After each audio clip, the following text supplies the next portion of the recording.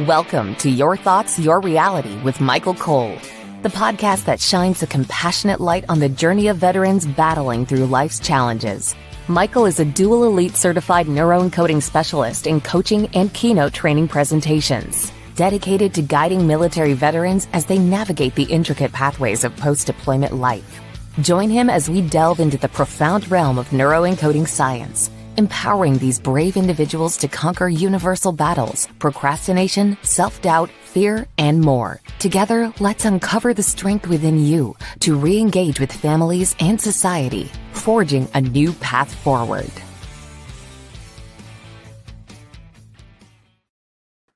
Hello, everybody. Hey, so we are on today with a special guest. She's been on before, of course, and she's absolutely just fantastic.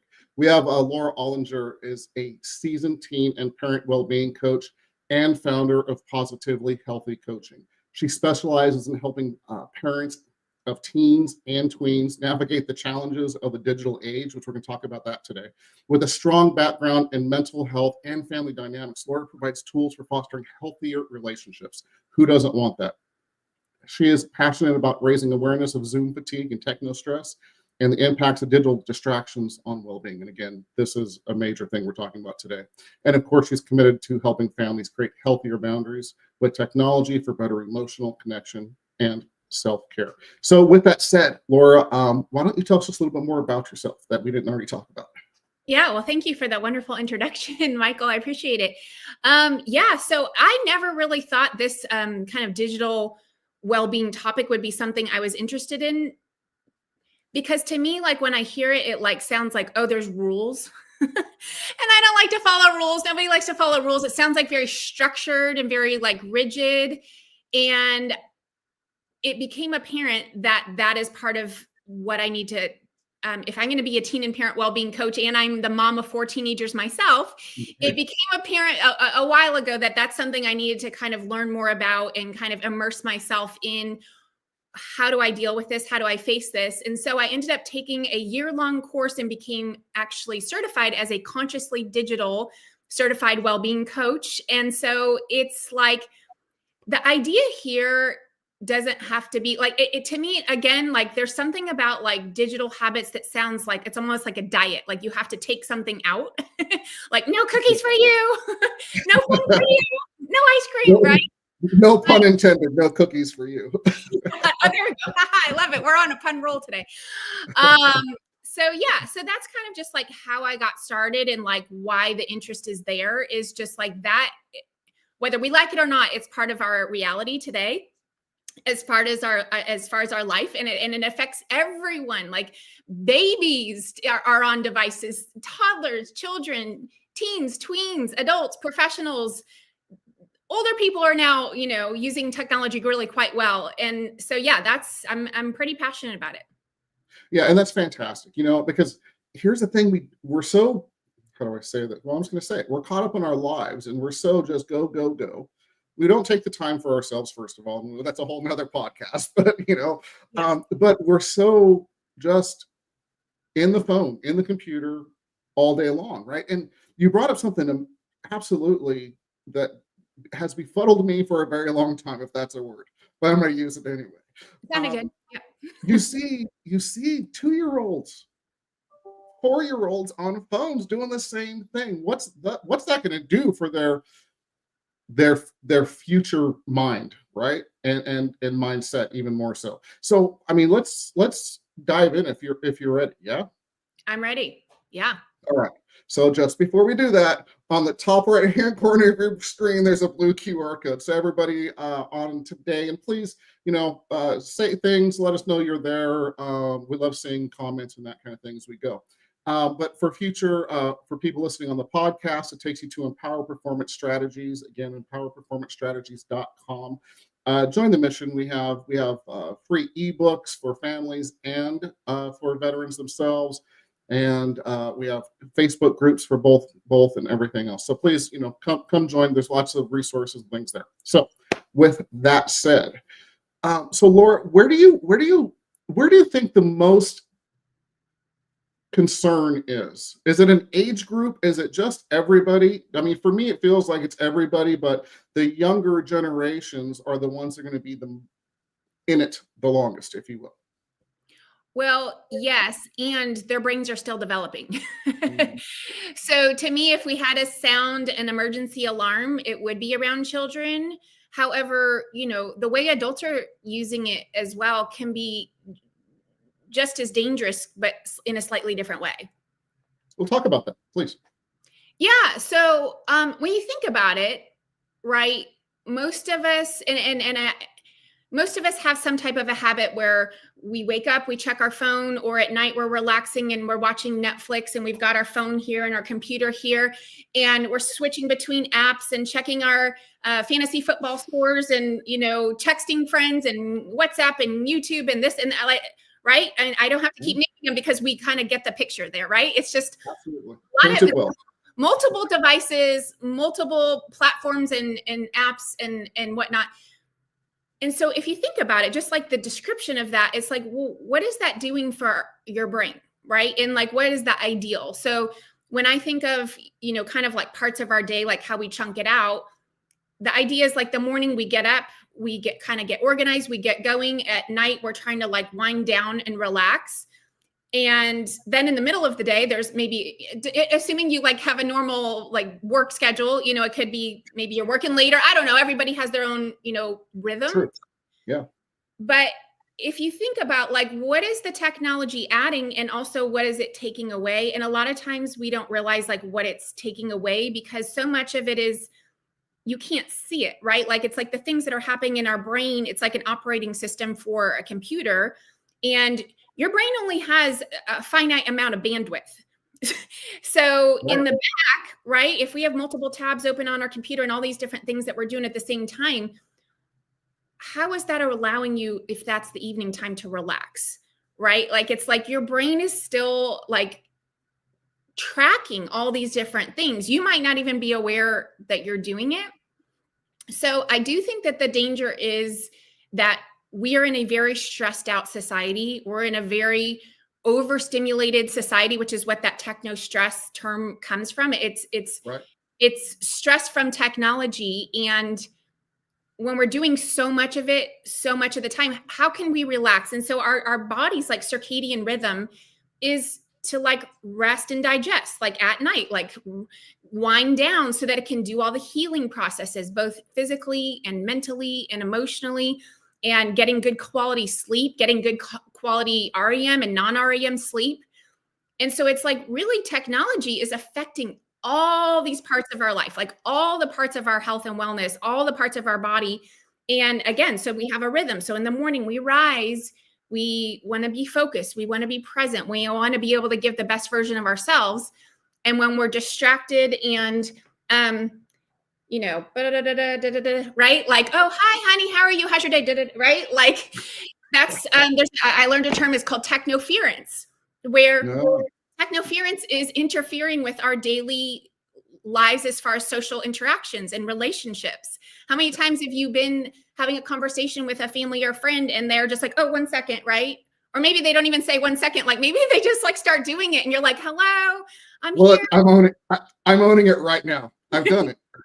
Yeah, I thought a conversation was over in my mind. I'm sorry, my beautiful wife. I thought a conversation was over. I picked it up and she's like, what the, we're still having, and I feel horrible and I apologize once I realized, because it happens. And we all do it, I think. Yeah. I think it's a great point you bring up. Yeah. Yeah. Absolutely. It's funny because I was thinking your wife was probably in between breaths. Like she just was pausing for a second and she wasn't done. She was going to keep talking, but you're like, she took one breath and all of a sudden you're, down on your, oh yes, I love it. Yes. So I'm going to share you. Here's a joke. Honey, don't get mad when I say this. But here's the thing. I always say, because I'm very fast paced, right? You know me. I mean, I'm rolling, right? Conversations, whatever. And I will say, oh, but you took a breath. I thought we were done. She's like, I took a breath. And in all fairness, it's ridiculous. It really is. Be present, slow down, That's because, like you say, there's so many other things being um but going. Sorry, I'm reading messages. I know, I'm um, loving reading yeah, these. yeah.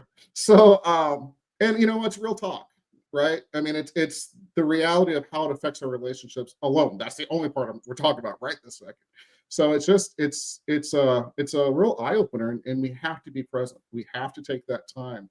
So do you want to continue talking about that? Because I also want to talk about, we have plenty of time, but skill sets and those, let's not call them rules. Let's call them guidelines, whatever is a good word for it, you think, but how to how to change it. So do you want to keep on where we were or kind of pivot a little bit? I think we could blend the two together. Let's do So, it. I know one of the things we were going to talk about is like Zoom fatigue. So, if you're the type of person that has a job that you're on technology all day and you're in back-to-back Zoom meetings, it's all about the small things. And so that's where I'm blending these two topics together, because this could apply to all the ages and all the, wherever you are in life, whatever you're doing. It doesn't have to be this big dramatic, okay, kids, no technology all summer, no devices all summer. Like, it doesn't have to be big. It can be small. So if you are in back-to-back meetings, schedule 5 minutes in between meetings. Schedule a standing up break. Schedule it even affects like the muscles in our eyes. So if you're staring at a screen all day, you might start to get headaches. You get that Zoom fatigue. You start to just feel like cranky and irritable. I know I do when I'm sitting in my desk and I'm on meetings all day. I just start to not feel good. So getting up, taking it breaks, looking outside, like picking something 30 feet away, kind of allowing your eye muscles to even like refocus on something more distant. And the other piece about like what can be the new habits is, I think of it as, again, not taking something away, but what can we add, right? So instead of movie night on Netflix, maybe we add, family walk time, or maybe we add, let's prepare a meal together time. Like, what can we add? And when you realize it, if there's only 24 hours in a day, if we start adding stuff, that's naturally going to subtract the other kind of like less desirable behaviors. And so in this case, it is the technology. And you might find too some pushback, and especially, with kids and teenagers, like taking things away because, they naturally feel like their kids need to feel autonomous. They need to feel like they have some control over their own lives. And even adults, like we've found that mental health really depends on autonomy and the feeling of being able to make your own decisions. So maybe what it looks like is if you really do want to set those limits, all right, kiddos, you get 1 hour or 2 hours, whatever it is for you, of fun time or screen time or whatever that might be. And you get to choose about how you're going to use that, right? So you could blend these two things. You get to choose what and allow them to have some choice. So that's a couple things of it. But again, instead of thinking of it as this big thing, I would think of it as small little things you could do. And the next piece, which I'm sorry to kind of take over the question here. Don't worry about it. Before we get to the next piece, and don't, we're just talking. You're not taking over anything. Just be you. Do not sweat it. All right, really. You don't want a Stephen King movie in your household of the summer of no tech. So I think what you bring up, because here's the reality, man, it will be hell season in your house if you take away all the tech. Right. And the things you just said, Laura, were fantastic, because it's not about taking it away. It's about doing something else fun. And the more you celebrate it and have fun with it, whether it be, I love cooking with my wife. I do the chopping and prep and whatever the case may be, or, walks, whatever that is. But when kids get out in nature and it's fun and it's celebrated and it's good conversations, and not just kids, everybody, it's not a punishment. It's a magical thing when they hear the birds chirping, or you see that cute squirrel run up the tree and acting goofy, or whatever the case may be. So find those gifts. Find those gifts and make it a celebration, not a, you can't, stay off your phone, stay off your phone, stay off your phone kind of thing. Yes. Yeah. Right. And of course I can always add on to that nature part, because, please. a lot of whether there's a diagnosis of ADHD or there's just kind of an awareness that my child has a short attention span or I have a short attention span. There's so much research about being out in nature actually brings us back to our natural rhythms as far as that circadian rhythm, but also our ability to focus. So there's like a study that said like kids out in nature for 2 weeks, they just naturally are able to focus better. Like if you're trying to like find a cure for your child's inability to sit still or have that, if they have a high, like hyperactive predisposition, nature is one of the biggest keys, along with obviously the other things, the food, the diet, the exercise, the stress management, all the things like I call modifiable lifestyle factors. So yeah, I'm glad you wanted to talk a little bit more about just like being out and being present and like getting that, seeing the squirrel, seeing the rock, seeing the stream, like all the things. Absolutely. And even adding on to that, just take your shoes off and put your feet in the grass for a minute. Yeah, it's big. I love that. Yeah, I mean, the grounding effect, you know, I know grounding's very big online right now, all that stuff, but it's been there all along, guys. It's been there all along. That's why it was so much fun to go out and play in the grass, you know, roll around, do all those things when you're young. Yeah. News for you. It's still fun. I'm 53 years old. I've laid out my grass and just sat there and looked up at the trees and the birds and the sky and the, you know, the clouds moving. Yeah. Don't let the kid die in you. That's great. I love that. I love that. Thank you. So back to what you were going to talk about. Well, the other part that's kind of like big in this is not just the picking up the phone, but like there's part of it is like, what is the draw? And there is all the neurochemicals, the neurotransmitters that are going on our brain. And so there's, you know, these tech designers, the app designers intentionally they design it that way. So it's called this habit loop. And it's the equivalent of a Las Vegas slot machine where the dopamine starts pumping in our brain because the dopamine is what gets released when we're searching for that reward. And so the thing that keeps you coming back again and again, even if you're on a losing streak, you're like, I'm going to win, right? Next time. Yeah, right. And that is the exact chemical that they have designed these apps around because they know that that's what is getting released.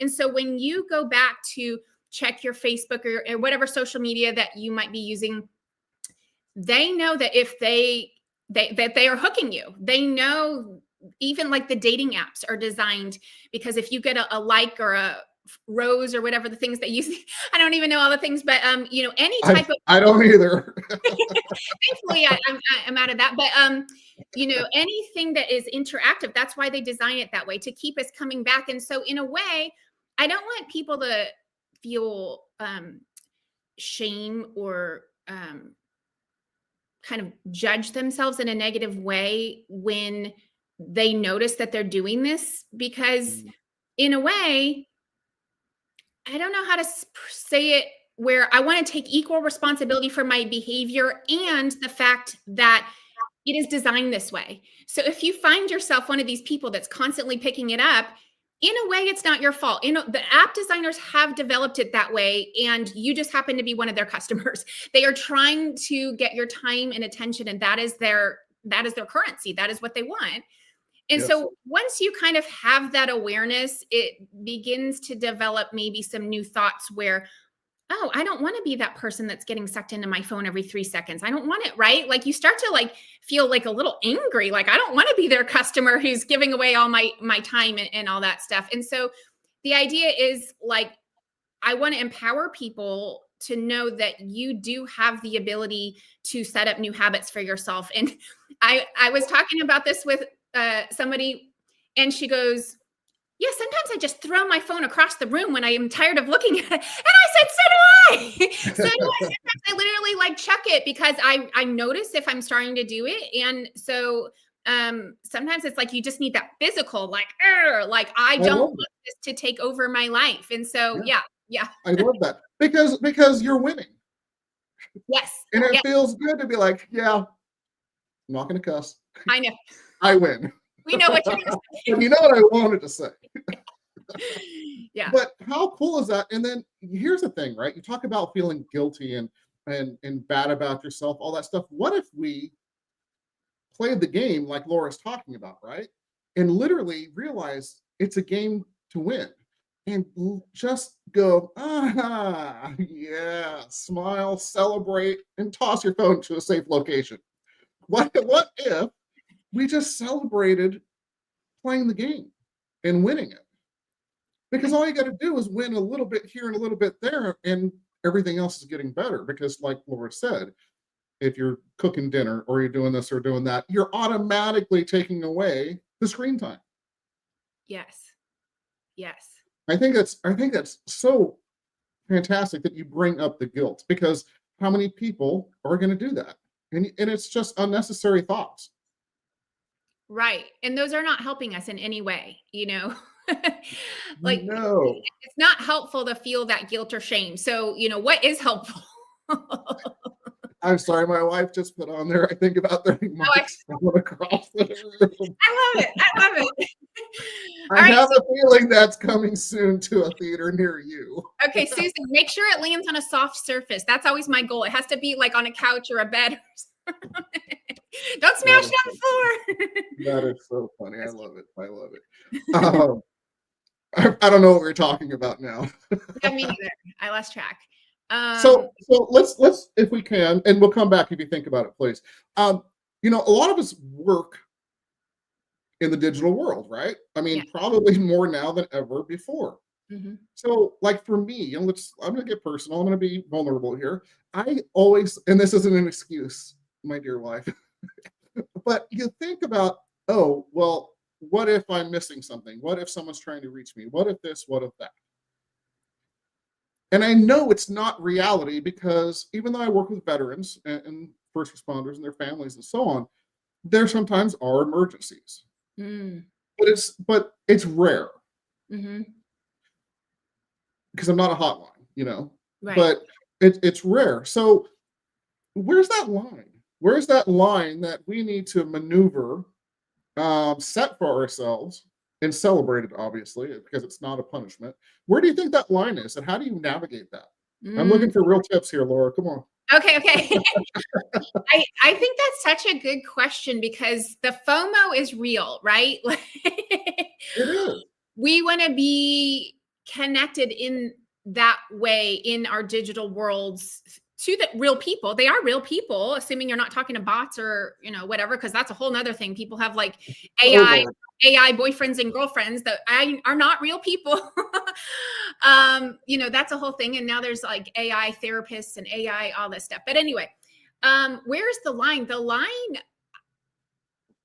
I assume, is different for everyone, but my first kind of like instinct is it's a simple like balance of who's here with me right now, and is this person in my connection more important than kind of being on call in a social way. And I think yours is a little nuanced, because maybe somebody is having a crisis, and I know you're not a hotline, but if somebody really does need you, like that's a different category or section of this, I would think. But if it's just social, like I want to see what everybody's doing, right? Yeah. And I have a husband or a wife or a child, right? Like you need to kind of decide, and maybe you need to set up your own. I mean, all this is really about is boundaries, right? This is boundaries, like create your own boundary. And so finding that balance, and I don't know if I can make a blanket rule for everyone, just they would have to just think about it and think about what's more important. And that's what we're looking for. I'm not in this podcast. I'm never looking for rules for anybody. I'm just looking for ideas, because something will connect with someone and will work for someone. And that's what this is all about. It's just brainstorming. It's just talking. So I get that. What about people for work? I mean, my initial thought is, I mean, you let it go, and you have certain hours, and then you just step away. And it's something I struggle with. That's such a big topic, because this is like an American cultural thing. Because the course that I'm telling you about that I got certified consciously digital is actually based out of Europe. And so when we were looking at all these case studies and all the research, it talks about a lot of countries there value much more the shutting it down at whatever time they're shutting it down, no response required, or respond at your leisure is kind of the norm there. And so in America, somehow we've developed this 24/7 access thing, and it's gotten completely out of control. And so I think it's like everybody, whatever company you're working for, that's part of the culture. And if it's not like in existence, like to have any downtime or rest and relaxation time, they need to bring a well-being expert in for consultation, because all the research shows that when you have employees that are connected 24/7, they're obviously not getting the rest. And well, not everybody, people generally underestimate the importance of rest and sleep. They underestimate it big time. And if your employees or your group has that proper amount of rest and relaxation, they will be 10 times more productive. They will be 10 times more engaged. Your company will probably be 10 times more profitable if your people get the downtime. So depending on if we're talking about business owners or employees, maybe you have to have a conversation with your boss or your manager and say, hey, I have a wife, I have a baby. I need to be, checked out between 8 p.m. and 8 a.m. And that's what works for me. Is that okay? Right? Like, I can't speak to what people's jobs are, but like knowing that there is that downtime makes people so much more motivated to be engaged during the on time. Absolutely. I love that you said that. And here's the other thing. If you have a boss, I just got God bumps or goosebumps. If you have a boss that won't listen to that, that's not the right leader in that company in the first place, my opinion. There's a reason why Google, I think it was Google, used to have pods where you can go take naps when you're feeling drained. Yeah, I think they still have those. I'm sure they do. In fact, they're probably just even better now.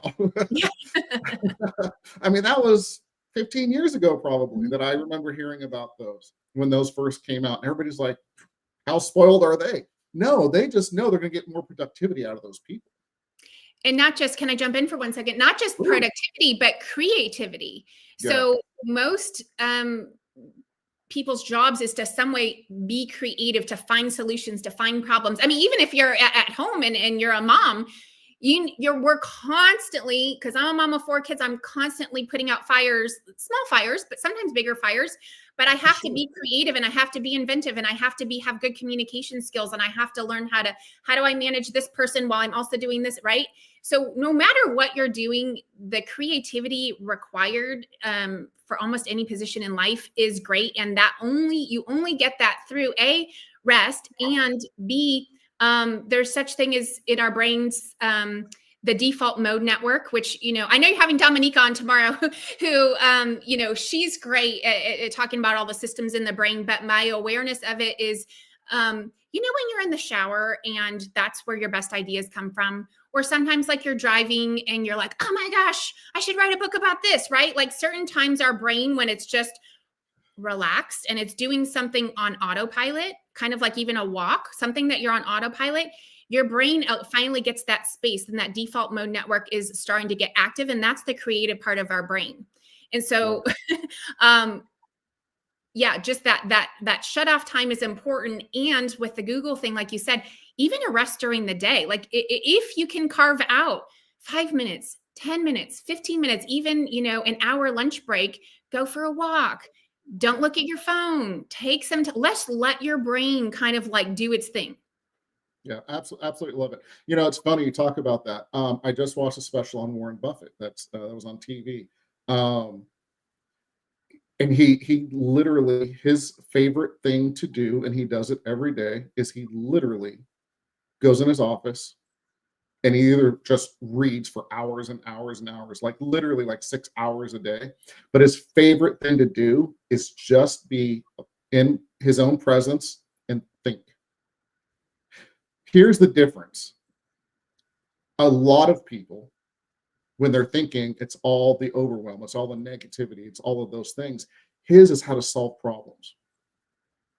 And he says, sometimes I am super productive, and a lot of times I'm not. But imagine that little skill set, that time he takes for himself to do that. His favorite thing is to think and solve problems. How many problems has he solved? In 95 years? I think he's 95 now. Oh, wow. Yeah. I know. That's what I said too. I didn't know he said old. What's that? Oh yeah, I didn't realize he was 95. Wow, that's a long life. I didn't either. And anybody gets a chance to watch it, check it out. It's absolutely fantastic. Not necessarily just about business or any of that stuff, but just a different perspective. It's very cool. With that said, I think we're already over time. Yeah, we are. This just flew by, Laura. Thank you so much for being on, obviously. So if we can start off with, how do people reach out to you? Yeah, come visit my website, positivelyhealthycoaching.com. And there you'll find a section for teens, you'll find a section for parents, and then all my other resources. I have a blog, I have my own podcast, the Positively Healthy Mom podcast, and all my resources are there. So if you just go to positivelyhealthycoaching.com, and that'll take you to my social media as well. Absolutely fantastic. Thank you. And people reach out to this lady. She really is one of the fantastic people in this world. Not only as a coach and that kind of thing, but just a person. She's fantastic. Don't tell her I said that. So, what was that? Oh yeah, thank you. I feel flattered. Thank you for the compliment. You deserve it. So can you give us 3 tips to get veterans and their families further faster? Ooh, yeah, this is always the fun question. Yeah. And does it have to stay on topic, or is it just general? Just give them some brilliance. No rules. Okay. To get further faster. Yeah. Number 1, it's just that whole topic that we're talking about. There's this slow down to speed up. And that's so counterintuitive. And people like me, especially like the ADHD brains, who we went immediate, we went fast, right? But I guarantee you will get more done in a big way and in a small way if you can just slow down and be present in that moment, and you'll end up getting the results that you want. Number 2, this has been on my heart a lot lately, is the idea of empathy. And this is something I teach to all parents and teens, because we're in a world, and technology is part of this, that people are mean, and people are doing a lot of, everybody's talking about cyberbullying in teenagers. Well, there is cyberbullying with adults, and it is bad. It's bad. It's really bad. Ridiculous. Yeah, yes. It's uncontrollable. In fact, I just watched a YouTube of Monica Lewinsky, and how she's just asking for, she came out and give this talk, and she'd been silent for so long. And this was actually a while ago, but I just watched it. And she's just like, just be nice. Just be nice. We're all humans. Just have some empathy. We all do stupid things. We all make mistakes, and have compassion and empathy. So that is, I think, a further faster number 2. And number 3 would be the idea of taking care of yourself in the ways that you can. So like I mentioned earlier, the modifiable lifestyle factors. Do not underestimate the power of sleep. I'm extremely passionate about, there's a book I highly recommend called Why We Sleep by Dr. Matthew Walker. And it changed my life. In fact, if you could get him on the podcast, that would be awesome. Dr. Matthew Walker, Why We Sleep. It is so important to get that rest and relaxation time, but also to get the movement, also to put the right things in our bodies, and to just take care of yourself. We only get this one life, we get this one body, and we want to take good care of it. So that would be it. Absolutely love it. So anybody that knows Matthew Walker, connect me. Yeah, I want to meet you too. Right. No, absolutely fantastic. Laura, thank you so much for your time. It's the most precious resource we have as human beings. We do not get this time back. Thank you for coming on again, sharing your beautiful wisdom, your thoughts, and just having fun with us. We really appreciate it. You're very welcome. Thank you, Mike. Absolutely. And on that note, everybody, we're out of here. Thank you for joining us on another insightful journey of Your Thoughts, Your Reality podcast with your host, Michael Cole. We hope the conversation sparked some thoughts that resonate with you. To dive deeper into empowering your thoughts and enhancing your reality, visit empowerperformancestrategies.com. Remember, your thoughts shape your reality, so make them count. Until next time, stay inspired and keep creating the reality you desire. Catch you on the next episode.